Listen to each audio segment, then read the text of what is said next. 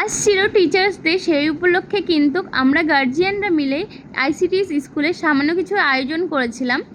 তো সেটাই তোমাদের সাথে শেয়ার করব। এদিকে কিন্তু আমাদের ডেকোরেশন কমপ্লিট, কিছু বেলুন দিয়ে আমরা কিন্তু এই ম্যামের যেখানে কেক কাটবে সেই জায়গাটা সাজিয়ে নিয়েছিলাম।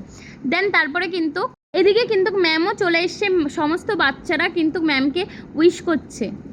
সত্যি কথা বলতে এই টিচার্স ডের কথা শুনলেই যেন আমার ছোটোবেলার কথা মনে পড়ে যায়। খুবই একটা এনজয় করছিলাম ওই টাইমটায়।